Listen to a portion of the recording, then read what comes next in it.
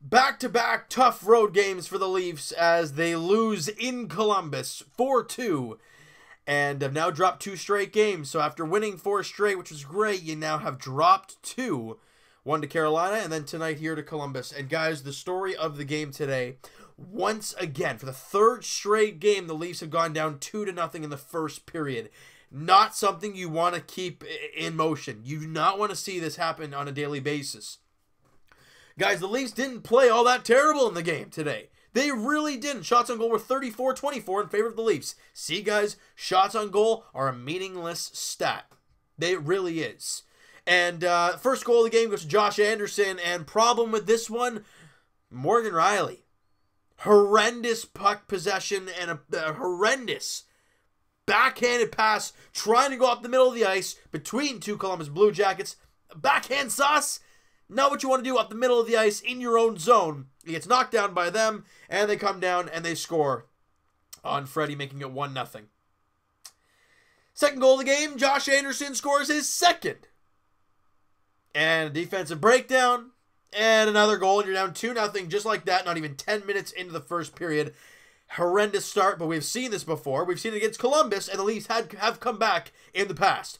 Late in the first period, Ron Hainsey floats one on, and it finds a way through and into the back of the net. His 3rd of the year. Par Lindholm and Igor Ozhiganov get an assist on the play. Igor Ozhiganov with his first NHL point. Congratulations, young man. Great job. And the Leafs cut that lead to 2-1. Now let's go to the second period. 2:58 in, Kasperi Kapanen shows his speed as he beats, who was it? I want to say Dubois. No, I think it was Boone Jenner on the outside. It was really not a great angle. And he beats Sergei Bobrovsky underneath his arm. And it squeaks in and rolls into the net. The Leafs have tied the game. Kasperi Kapanen assisted by Nazem Kadri. And as we saw on Monday against the Columbus Blue Jackets, it happens again. You go down 2-0 and now you tie the game at 2s. Leafs get a power play there fairly late in the second period. Sorry, let me reword that. John Tavares takes a penalty. A very questionable penalty. He's angry. You don't see much emotion from JT, especially anger. And you saw it on that call. He didn't like it. But it's 2 minutes. With about 20 seconds to go in that in that penalty kill for the Leafs, Artemi Panarin dives, takes out the legs of Zach Hyman. He goes down. Panarin to the box for tripping. Now it's 4-on-4 for about 20 seconds, and the Leafs get the power play. That power play was horrendous.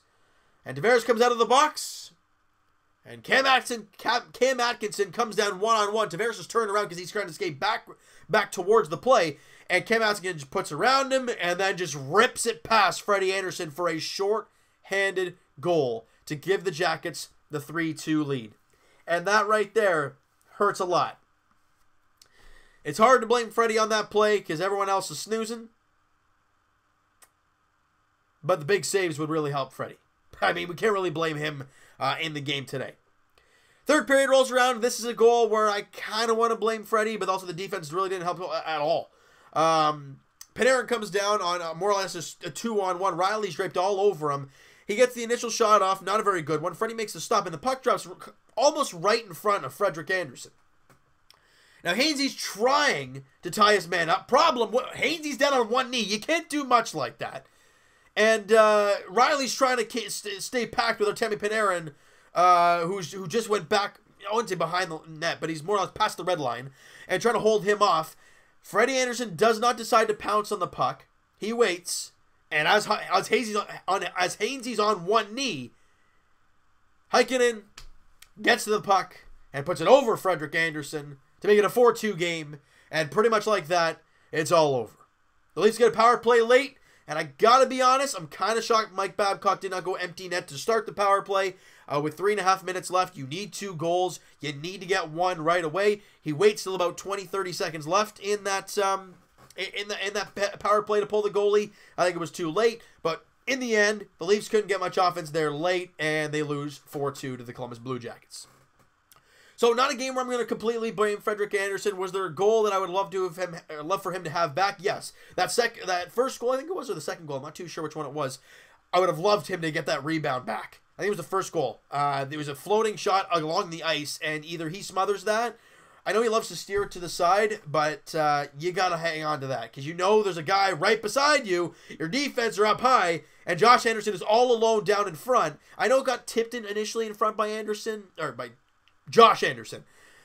So it's a tough play for Frederik Andersen in really fast play, but the defense didn't help him out either. Morgan Rielly, you learn in Pee Wee hockey, never throw the puck up the middle of the ice when you're trying to get out of your zone, especially when there's guys there of the opposing team and on your backhand. You don't want that. So that's a play I think Morgan really wants back. He didn't really have a great game. Quite a few miscues on his part, but guys, it's whatever. You know, it's a tough game. It's the first night of a back-to-back. Yeah, the Leafs come home to take on Philly tomorrow. Guys, just a heads up about tomorrow.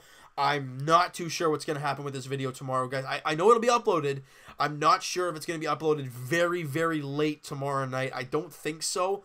I'm probably going to have to upload that video tomorrow, or the game tomorrow, the Philly game, on Sunday early morning kind of thing, 9 or 10 o'clock in the morning. I'll probably have to do that for you guys, but a lot of things going on tomorrow night, and I'm not sure if I'll get a chance to upload that tomorrow, but we're going to have to wait and see how it goes and all that kind of stuff, guys. But just be prepared for it to come out the next day on Sunday early morning, I guess.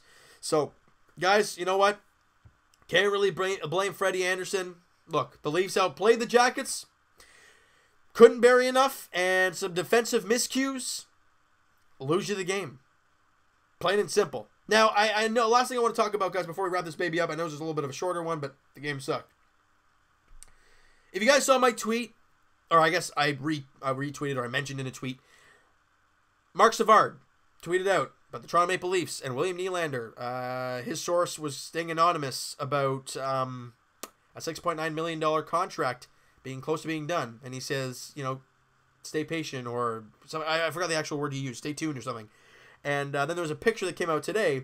I forgot the guy's name, and it went viral like crazy. It's a picture of him and Kyle Dubas, and he said, you know, he talked to Kyle Dubas about the situation, and he says, come, you know, something about 5 o'clock. I mean, ideally, nothing happened at 5 o'clock, but that happened. So things are really starting to heat up with William Nylander. If you guys have not listened to the podcast, you want to hear our take on the whole situation, guys, link for the podcast is in the description below, guys, so go nuts about that. But I want to hear what your guys' situation is towards William Nylander, because the way this team has been playing lately, you want Austin Matthews back, but you want him back healthy. And William Nylander, as much as he hasn't played this year and this team has been great without him, you still want him back. We got to remember what kind of talent that kid is. He's something special.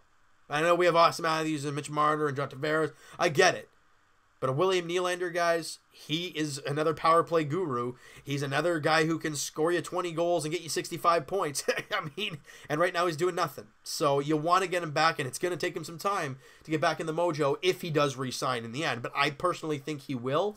But we're going to have to wait and see. It's already been the longest RFA time in salary cap history, I think it was. I forgot the player that he passed on that standpoint, but we're going to have to wait and see, guys. The clock is ticking. Every day that goes by and he's not having a contract, we get that much more nervous. But we're going to have to wait and see how that situation goes. I just want to give you guys a little bit of update on that. I don't know if you guys saw that on Twitter and everything. If you guys didn't, there you go. So, guys, we're going to have to wait and see how that pans out for the next little while.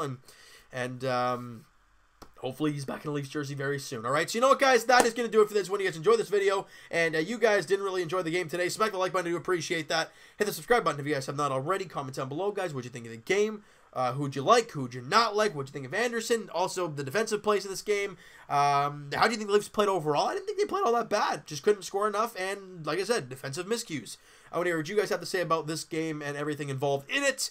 And Evan and I will talk to you guys Thursday, podcast edition. Link is in the description for the podcast channel, guys, and for the podcast itself on iTunes. Twitter is also down below, like I've been talking about. Link is in the description for Twitter and all that great stuff. Send me a DM, guys. Follow up. Do all that great stuff. And I will talk to you guys very shortly, Raptors edition. They beat the Wizards tonight. We'll talk about that in a little bit here. And as for the Leafs, guys, they play the Philadelphia Flyers tomorrow in second half of a back-to-back. Garrett Sparks looks for back-to-back good starts. Look, he played last weekend. Was it last week? Yeah. Well, I think it was the end of last week, so just over a week since Garrett Sparks played. So we're going to have to wait and see how he does.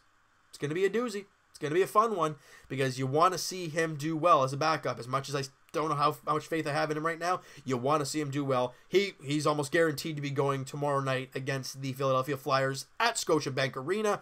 Leafs play a couple rough road games. They come back home now, where they won their last one against the Columbus Blue Jackets. They look to continue on that nice little roll at home, but we're going to have to wait and see, all right, guys? So like I said, guys, that video will probably be uploaded Sunday morning. I apologize in advance for that. Just giving you guys that heads up right now. Hope you guys enjoyed this video. We'll talk to you guys then.